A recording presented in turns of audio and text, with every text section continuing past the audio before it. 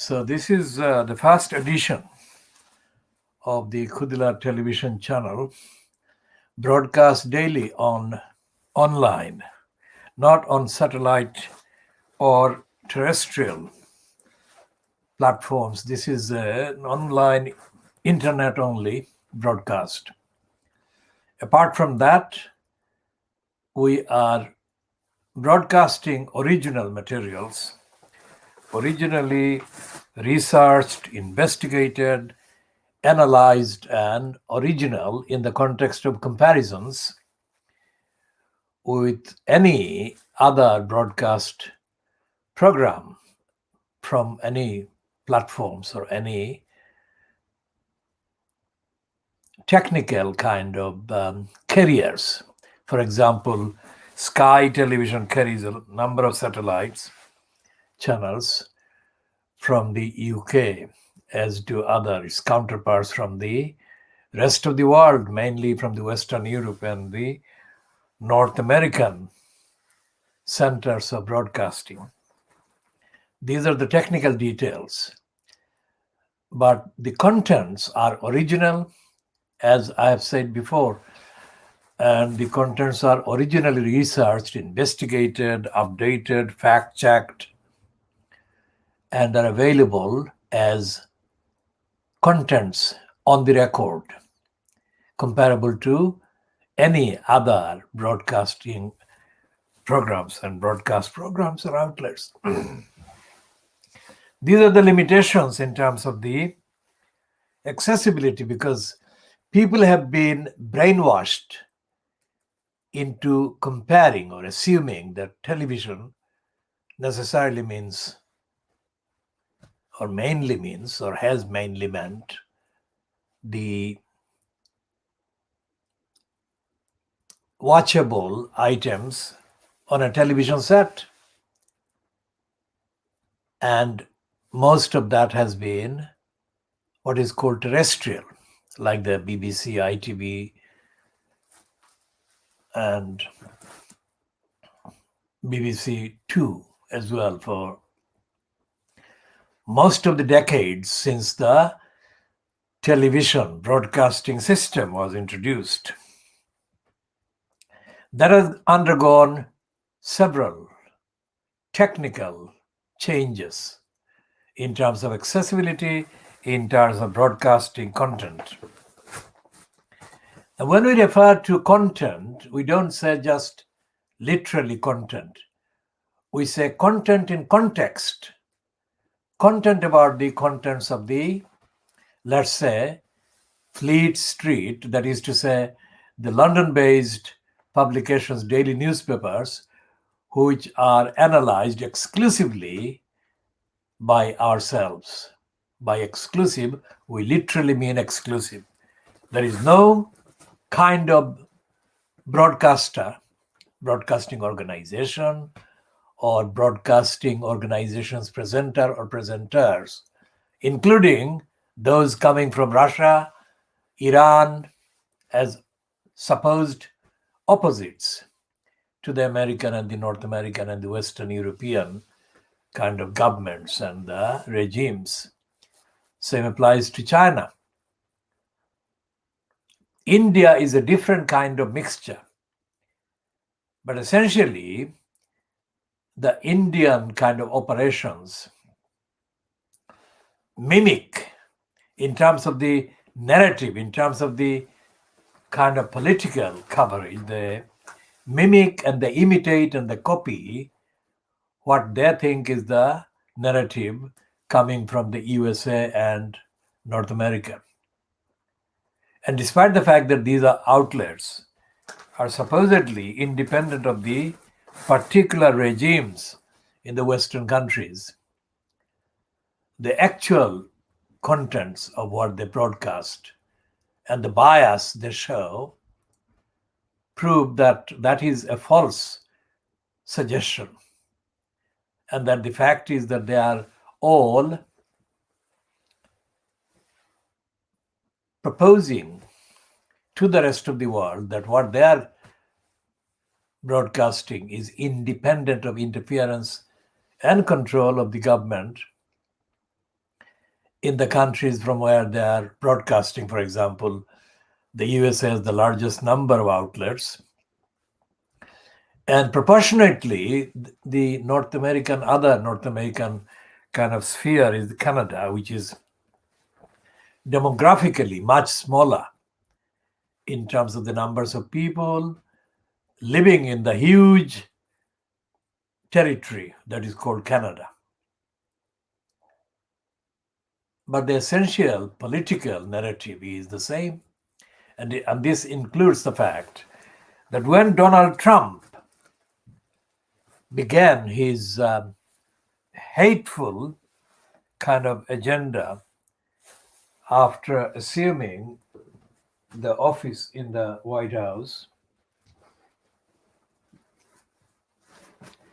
he, that is Trump, singled out, because of geographical and political and social and racial proximity, he singled out as a traitor the Canadian politician Justin Trudeau. Now, Trudeau is, of course, a racist, but the extent to which his racism has exhibited itself is comparatively much smaller. But he is a racist, and he is doomed to finish his term in office as the Prime Minister of Canada as a racist, despite the various denials and counter propaganda that he has aided and abetted as being carried out by the mainstream Canadian broadcasters and media to perpetuate the racism. So, when we say that we world exclusive diagnosis of Fleet Street, this is a phrase that we created. We, the campaign, and I, the person organizing the campaign. And this is a world exclusive diagnosis devised entirely factually based on evidence and facts. So, for example, this is the Daily Mail of today, Friday the 12th of February 2021. Now, this is a completely untruthful headline, or as they say, splash. A splash is a big lettered headline that takes up the whole of the main front page of a newspaper. And that is a splash. It's not in smaller kind of letterings like that one. The splash is a big lettered front page. Splash can be inside the paper of the day, other pages, but usually, mostly a splash is automatically kind of assumed to be a big lettered front page. And the size of the letters on the front page actually differs from day to day and from outlet to outlet. For example, the sizes of the letters in the Scum, that is the Sun, we originally edited the title and we call it Scum because of the lies that it peddles. And the same goes with the other titles. For example, the Daily Mirror we call the Daily Error. We don't call it Scum, and the error is not as strong a condemnation of the Daily Mirror as the scum is of the Murdoch scum. And we have a contextual evidence of the phrase that the Private Eye magazine used to refer to the news of the world, but we shall not be repeating that one. That one generally would not be a decent phrase to use on the record program. This is coming live from the East London area, that is mainly Tower Hamlets, but also includes the neighboring East London boroughs areas. Tower Hamlets, Hackney, Waltham Forest, Dagenham, Barking and Dagenham, Redbridge, Ilford. Ilford is not a borough, but Ilford is part of Redbridge, which is a significant conurbation or center of the population.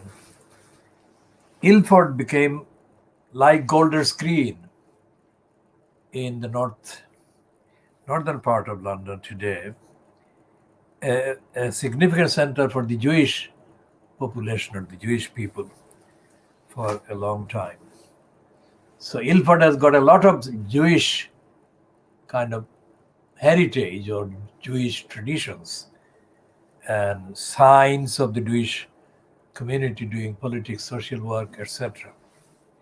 Now that demographic equation or composition has been altered by the arrival from the 1950s onwards of people from the subcontinent of India, Pakistan, and Bangladesh. Well, Bangladesh wasn't called Bangladesh until 1971. It was called East Pakistan, but those are the people that migrated to the United Kingdom during the 50s, during the 60s, during the 70s, and so on. And the replacement of the Jewish demography by the Pakistani, Bangladeshi, and Indian collectively has, of course, affected the kind of political, social, cultural, linguistic identity and map of Ilford. Like Golders Green is not a borough, but it is as well known or is more well known than many of the boroughs in London. And that indicates the kind of level of activity that the Jewish community has involved itself in around Golders Green. And that is the truth about the racism of London. People now associated with the Jewish population in Golders Green would not have chosen to live as a kind of cohesive religious, social, ethnic group that is substantially identifiable by same set of values and factors and characteristics and traits and traditions. Same applies to Ilford, same applies to the areas in Newham, areas in Southall in West London, Ealing Borough Council. And it's Southall is the main, but Southall actually extends to the other West London boroughs beyond the borough of Ealing. What I'm doing here is disposing of the myth and the racist lie that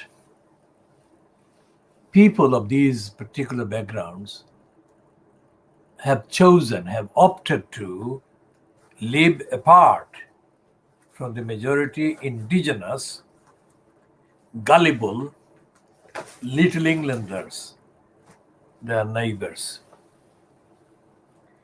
That is absolutely not true. These religious, cultural, ethnic, and in some cases nationality based communities that have formed themselves as identifiable communities. In the case of Tower Hamlets, it's been very much on the basis of the expressed, exhibited activities and gatherings. It has been mainly what is now Bangladesh. Until 71, the people in East London, in Tower Hamlets, who are called Bangladeshis now, they were referred to as Pakistanis. And we shall be talking more about Pakistanis and the updating on the demography and the sociology of the concentrations and the rejection of the lie that the people referred to here have exercised an option, and that option has been motivated by their decision or choice to distance themselves from the gullible Little Englander indigenous majority of mainly white people. That is not the case.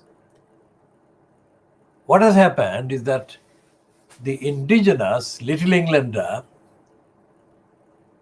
white neighbors of the new arrivals, at whatever point they arrived, were the ones that shunned and refused to welcome, refused to live cordially with the new arrivals at each of the centuries, if you like, or at each of the phases of the arrivals. One Bangladeshi councillor who is practically illiterate, to the extent that I had to kind of speak to him in Siloti, sitting at 39 Fournier Street, London, E1 in the 1980s. He was not a councillor then, but I'm coming to that. And I wrote in English in front of him by hand the statements based on my interpretation of his response or replies to my questions. What was the topic? The topic was the circumstances surrounding Brian. Brian is the son of Brenda. Brenda is the name that Private Eye gave to the monarch, the Queen Elizabeth II. So Brian, as the eldest male child of the monarch, Brenda, had been deputizing for his mom, Brenda. And this was one of the occasions. What he did was, he was visiting or had just visited Tower Hamlets. And his visit included appearing before cameras at the corner of a street which is off the Cannon Street Road, and it goes off to the next street, side street.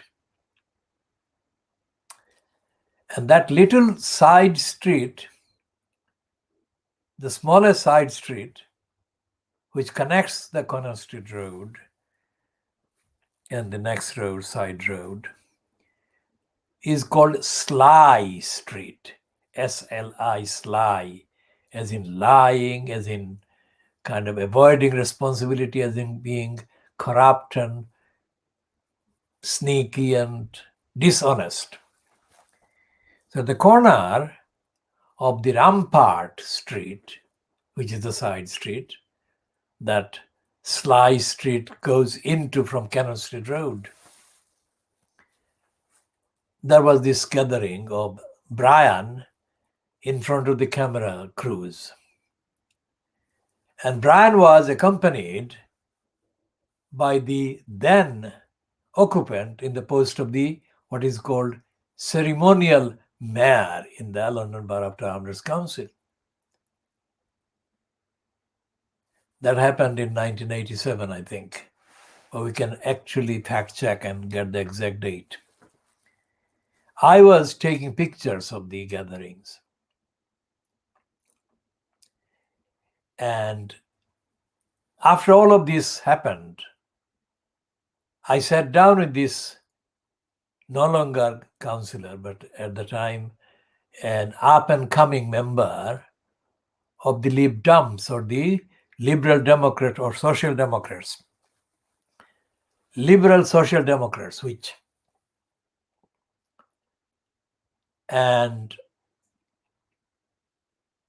took elected power of the Tower Hamlets Council at the May 1986 election. So it could be that this particular former councillor was already a councillor.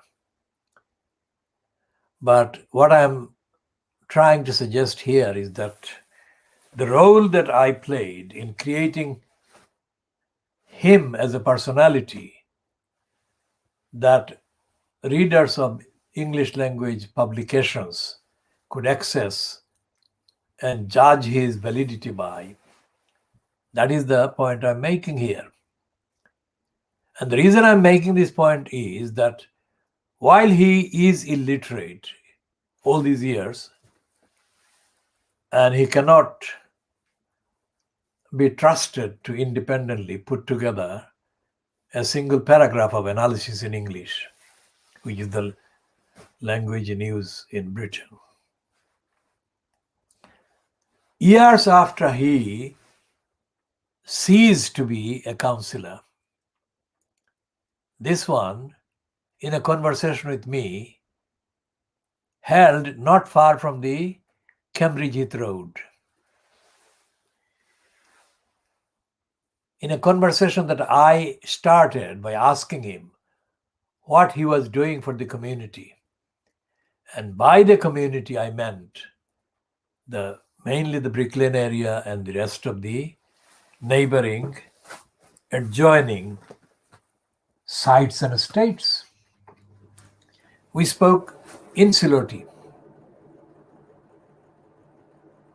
And he said that the community, the Bangladeshis, were a ghetto people or people in a ghetto. Now, ghetto, although it is included in the history of the Polish Jewish communities in Warsaw, and the ghetto is significantly positively treated in those narratives about the Jewish people in Warsaw and Poland. Although that is the case, but otherwise the ghetto is used as a negative, as a word of contempt about the people who are supposedly in the ghetto or are ghetto people. And since the first major attack carried out by Fleet Street against the Bangladeshis generally and against mainly the Siloti-speaking Bangladeshis of Brick Lane, in the Sunday Times Color magazine, dated the 2nd of December 1973. Now, 73 is a long time ago. It was just practically within the 18 months of Bangladesh being recognized as an independent state. But the Silotis, people that were being attacked in the Sunday Times color supplement article, byline to a woman called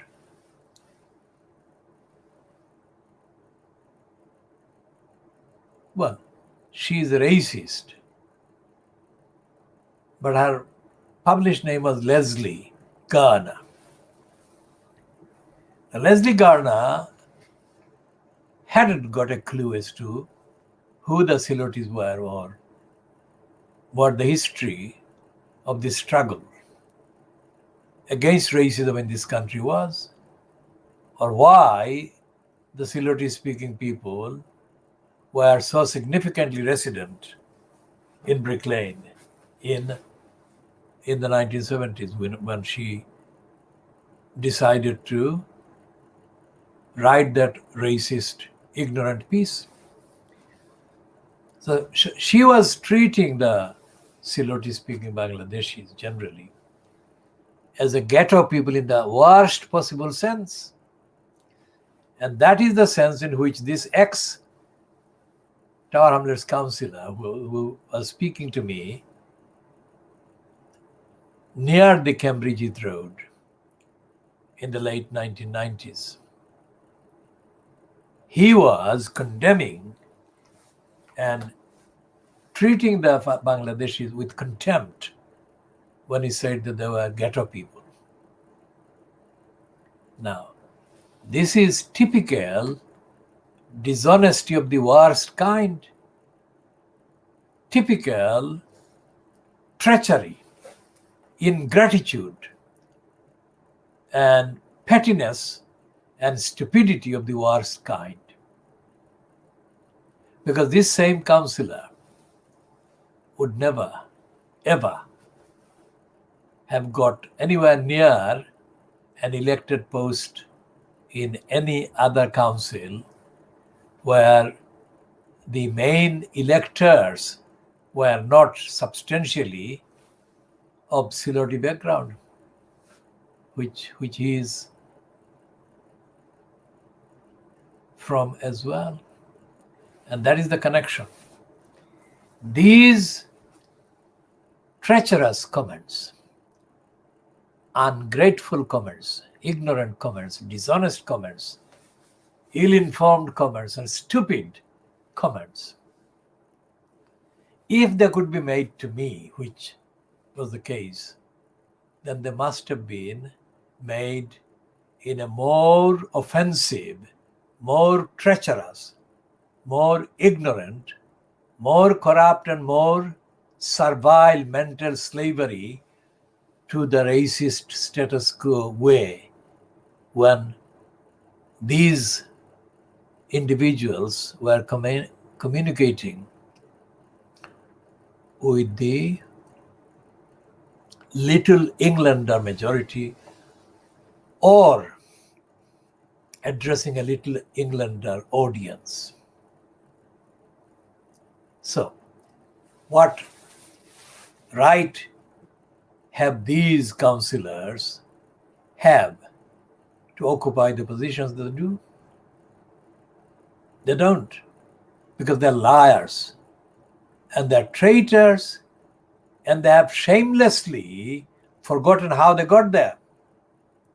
I was the one who introduced this particular ex-councillor, but I introduced him before he became a candidate for the Lib Dems. So I think that the year was not 1987. It was significantly before that. Until that time, this individual had no profile.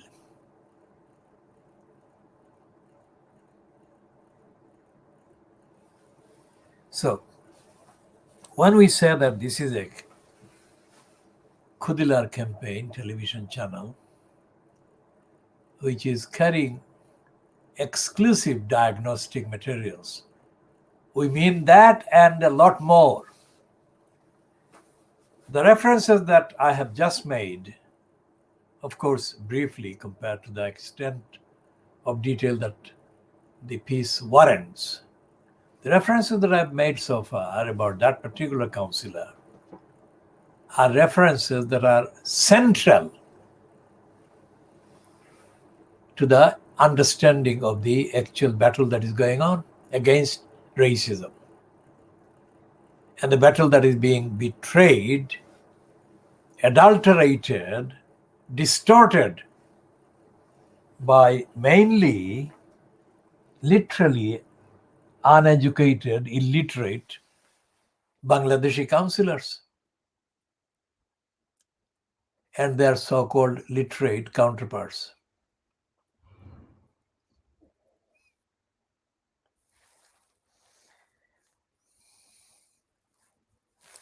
We shall be continuing on those. Let's go back to the Daily Mail of today, the Friday, the 12th of February 2021. Now, the Daily Mail is boasting that a top judge is saying that a criminal inquiry into the Metropolitan Police in London has to be launched. Now, this is so seriously rare that I shall be talking a bit more about this in the next half an hour.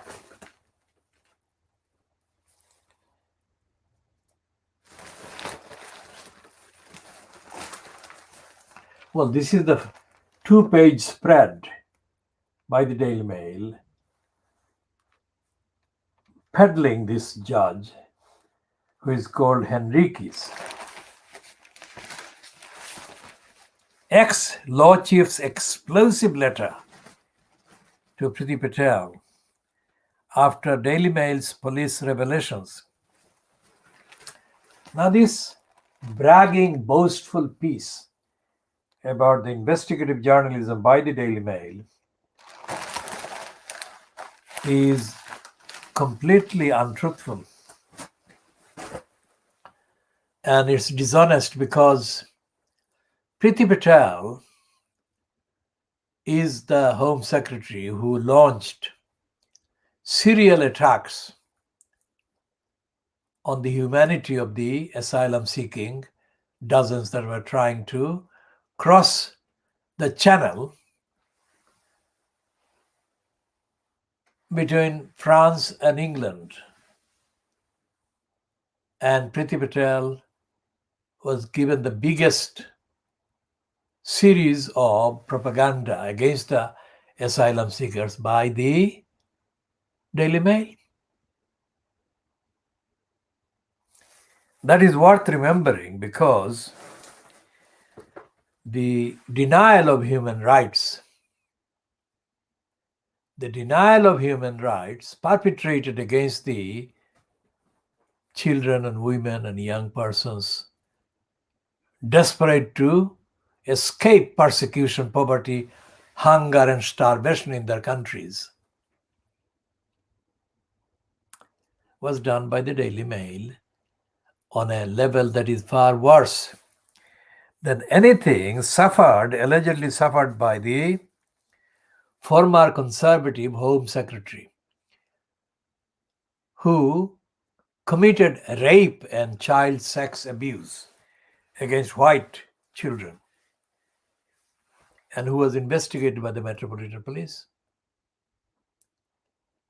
And although the Metropolitan Police never kind of got to the stage of actually prosecuting Leon Brittan for his sexual crimes against children, mainly white children.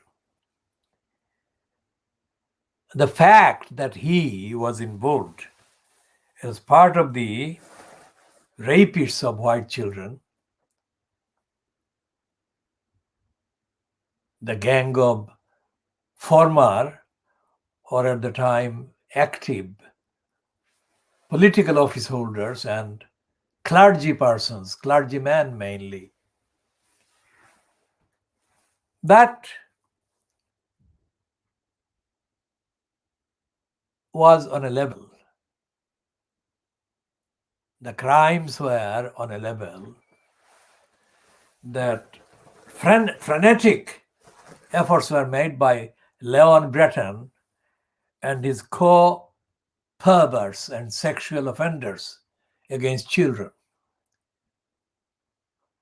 Leon Brittan was a QC, that is to say, licensed law trader in our language, in our vocabulary, because we don't accept. And I speak as a long-standing student, academic and practical, of the so-called legal system. I have been studying the law and updating my studies for a very long time. And I call myself a constitutional law rights advocate. A constitutional law rights advocate includes a whole range of legal representation and arguments and advocacy. And in a long period, I have encountered systematic, intentional, negligent, unlawful, illegal, unconstitutional, criminally conceived and perpetrated crimes and offenses committed by these licensed law traders. I'm not referring to Leon Breton as such, but I'm referring to the type of licensed law trader that he was. When the former or the first president of the UK's so-called Supreme Court boasted in 2006 to the London Evening No Standard reporter or Home Affairs editor,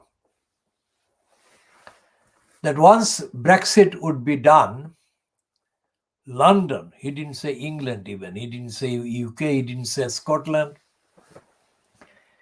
he didn't say Cornwall, he didn't say Wales, he didn't say Northern Ireland.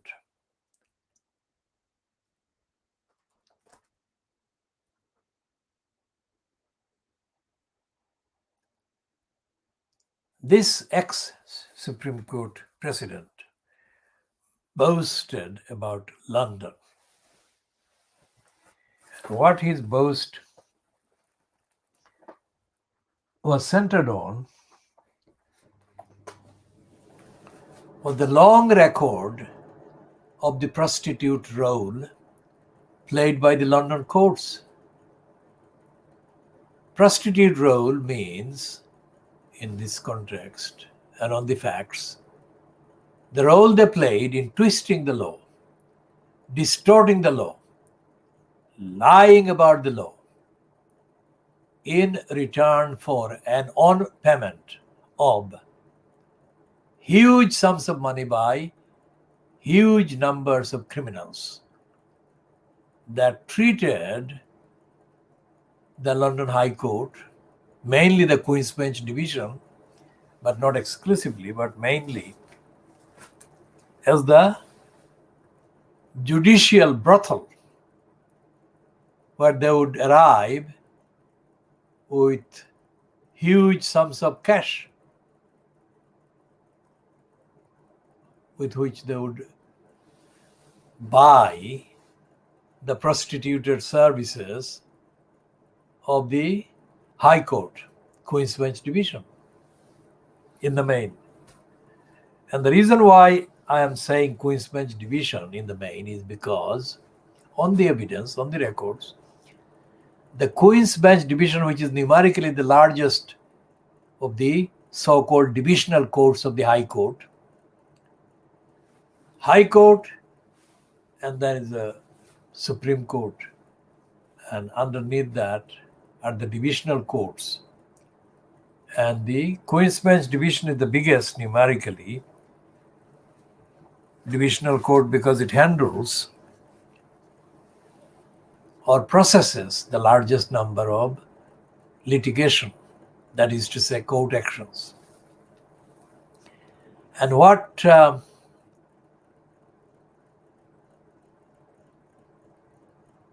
the ex-president of the Supreme Court was talking about was the largest numbers of cases mainly concerning disputes among or between very rich litigants from all parts of the world.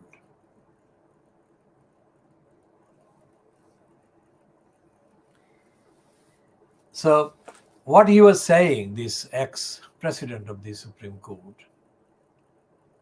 was that that kind of litigation would increase, and such litigations would be brought to London, he suggested, by the freedom for the courts to become more corrupt that would be available to them if the UK left the European Union. To those who are new to the various legal bureaucracies and the central core of the English jurisprudence, it needs to be pointed out in brief that there is a big myth based on total lie that the English judiciary and the English courts, High Court, are of higher moral, ethical, evidential standards as compared to their counterparts in any other country. That's a lie. But that's a lying myth which is not countered by the others in any other country or within Fleet Street, the newspaper that we are talking about. Remember, this is a diagnostic program, which means we are not reading the headlines only. We are going layers and layers and layers into the evidence, into the history, and into the contents and into the corruption of the issues, the matters the headlines cover and cover up and hide and deny.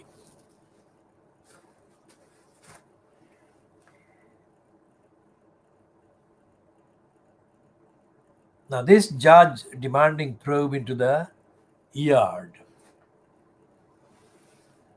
The Daily Mail doesn't carry any criticism of the Metropolitan Police on grounds of accountability, on grounds of its liability as a criminally active force suppressing the truth. And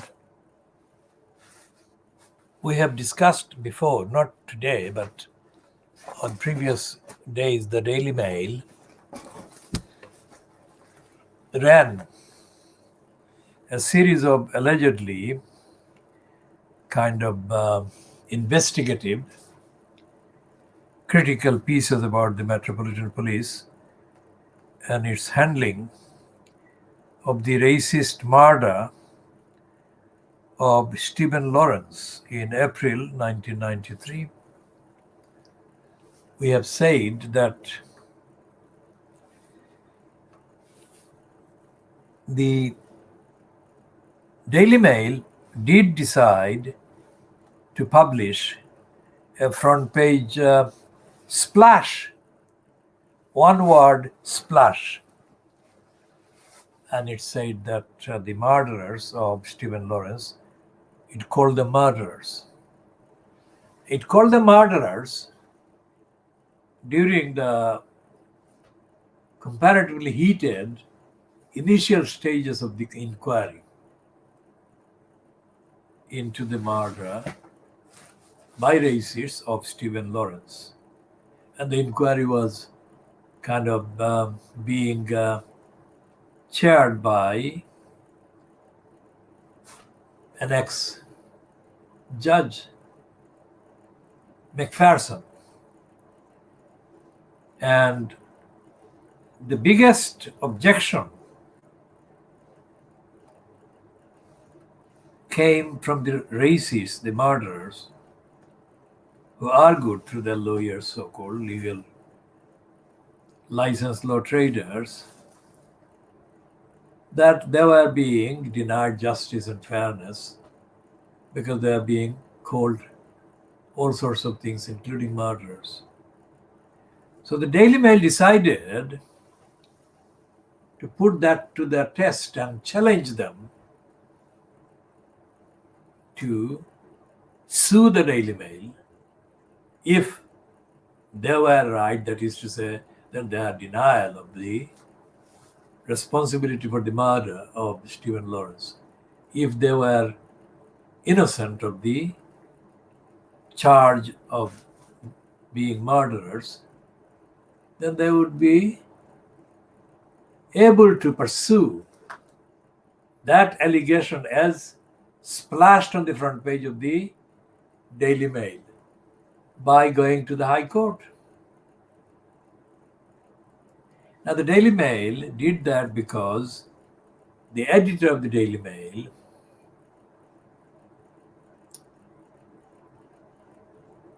Dacre.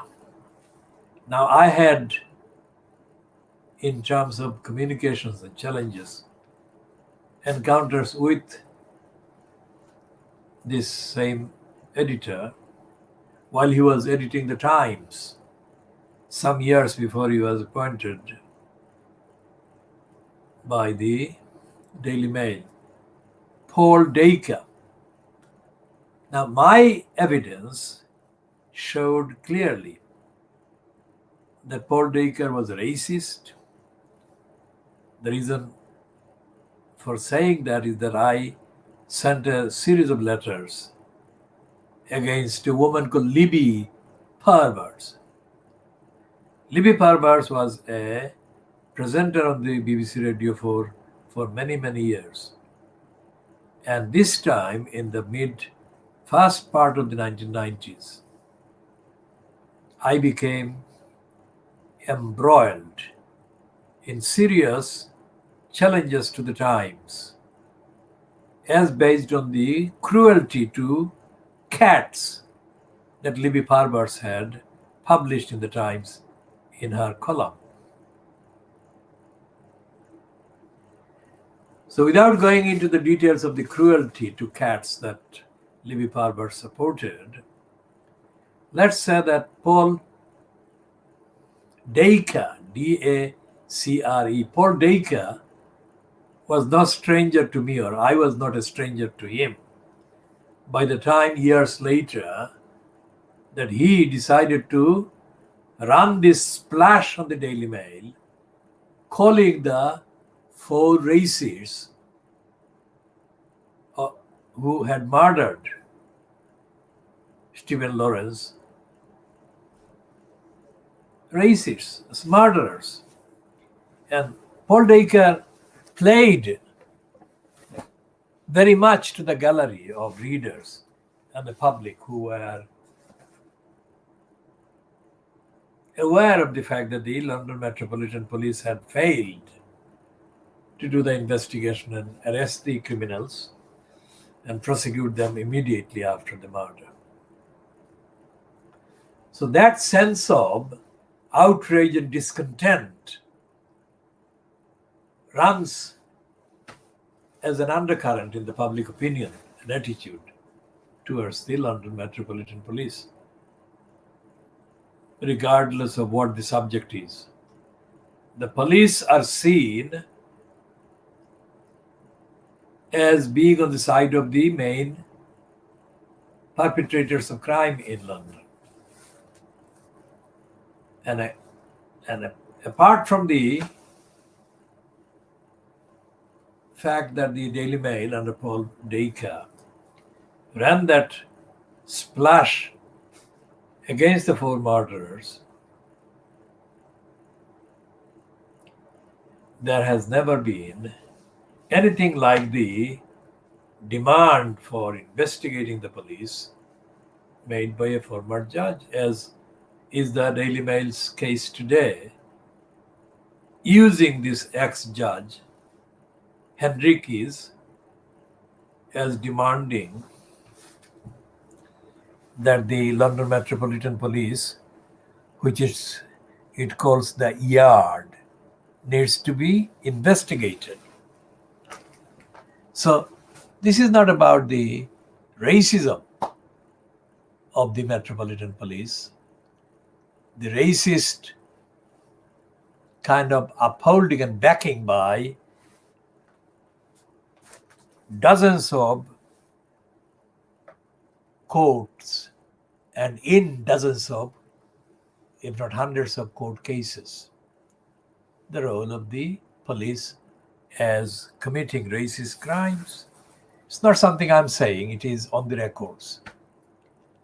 And it is therefore astonishing that the Daily Mail today is running 2-page spread, which it is calling as a campaign against the police.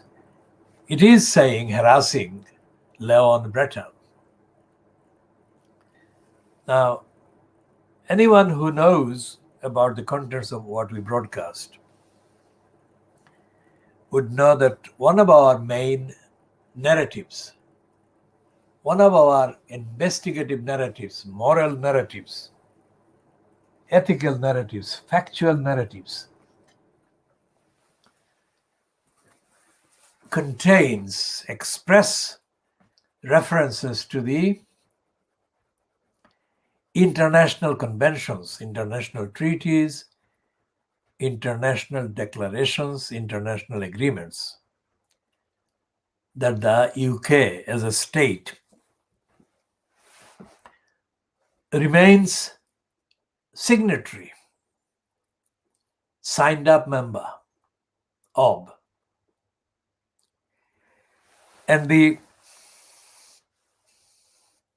fact that so many black people, mainly of African and Asian origin, African is numerically the higher number in proportion to the numbers of people of African origin in the main population in London.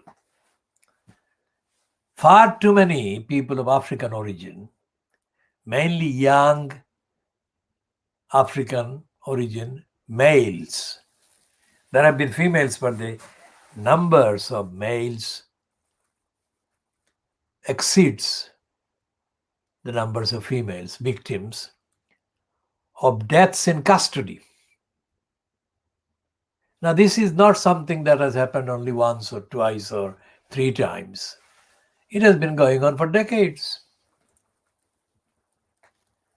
And the numbers of similar deaths in custody of white detainees is very small indeed compared to the proportion of white people in the population in London. And you extrapolate this dubious kind of contrast, these unacceptably high numbers of casualties of African origin people dying in custody. It's very, very, very large indeed. And that fact,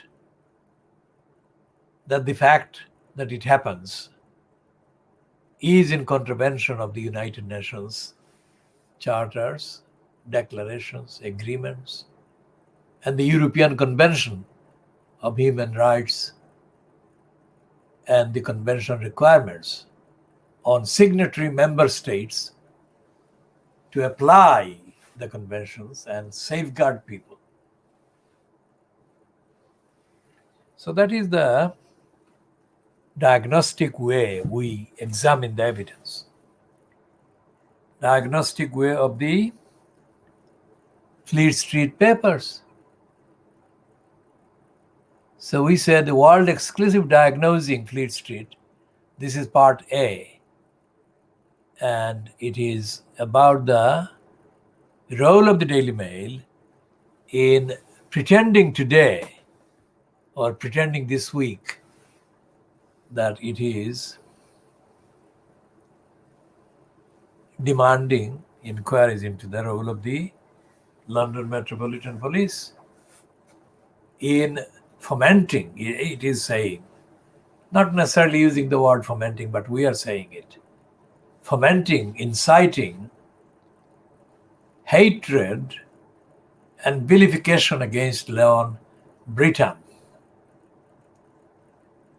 And the reason why it is saying all these things, in effect, which we have paraphrased based on the contents of the Daily Mail's line, is that this man, they've photographed on the front page, the man who has been now convicted of a number of offenses around the allegations that he initially made, he's called Nick. And what they're saying here is that 4 inquiries have attempted to deal with the fallout, yet no one directly involved in Operation Midland has been held responsible.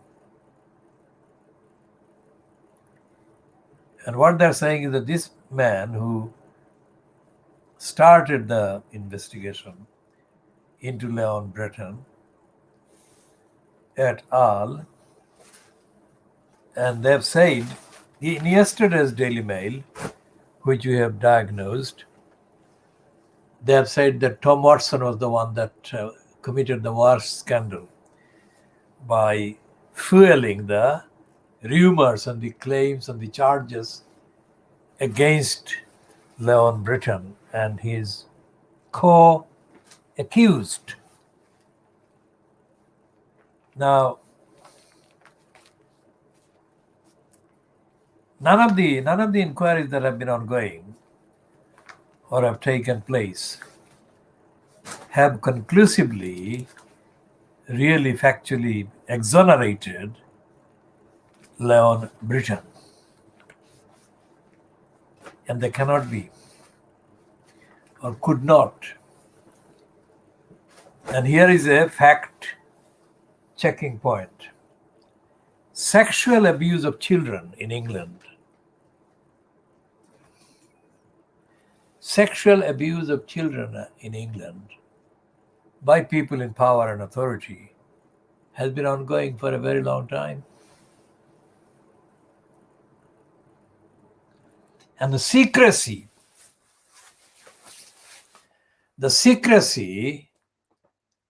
that is maintained by the perpetrators and their agents in Fleet Street and their kind of colluders in Fleet Street, the secrecy to hide, to deny, and to kind of slight and undermine the allegations has been very, very long ranging. And nothing in Fleet Street, including the Daily Mail,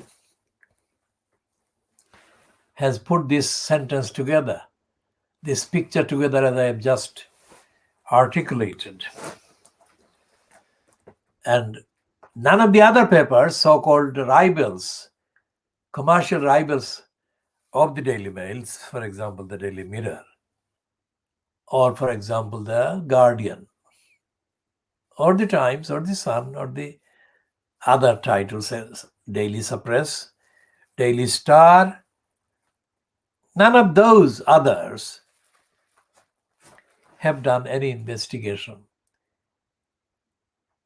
probing, that is looking into the operation of the lying and denial and suppression of the truth. So all these victims, the mainly white children of rapes and other sexual abuses by white politicians, white barristers, white judges, so-called white churchmen, these have been going on for a very long time. And as they have been going on, they have been in breach of their behavior. Those activities have been in violation of the obligations in international law that the UK has been under. So, what we are saying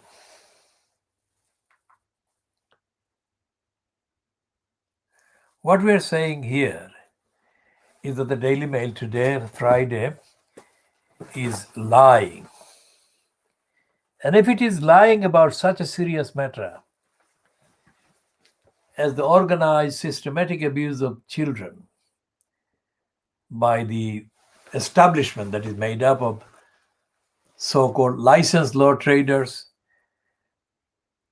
occupants of senior posts in the police, and members of parliament, ministers in governments, then there is no way that the Daily Mail can claim any moral kind of right or moral activity by running this latest diversionary claim that the Metropolitan Police only committed wrongs when it dared to investigate law on Britain, and that for the rest of its day-to-day activities, the Metropolitan Police is doing the right thing on every issue. That is the most contemptible lie that anyone who knows the evidence of the behavior of the police over decades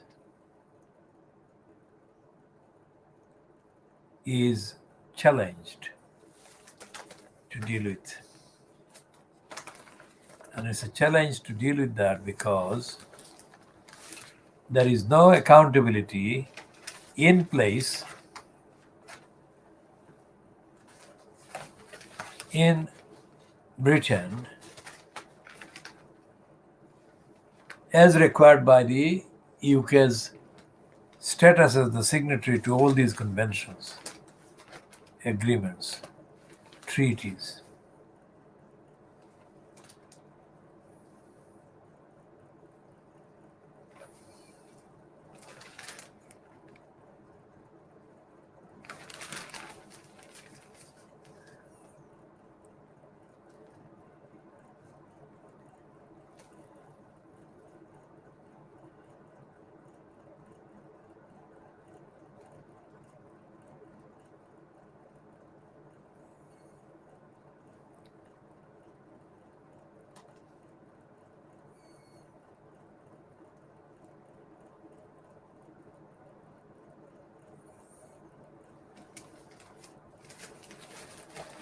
So we move to the business section of the Daily Boris Graph and focus on the sex business.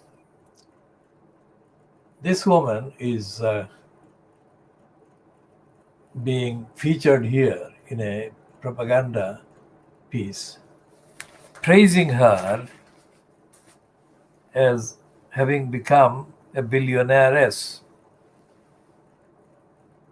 after she made the dating app Bumble. She made it public in the share market in the USA. Sex sells. So that's in contrast with the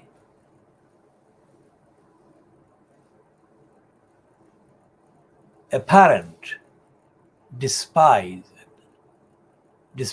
of the abuse of children that Fleet Street Papers kind of exhibit absolutely dishonestly. Most of the dating business platforms are platforms for prostitution. And we shall be looking at the role of the Fleet Street Papers in due course about that and other aspects. So this part A, is coming to an end at just after 12:15 hours GMT.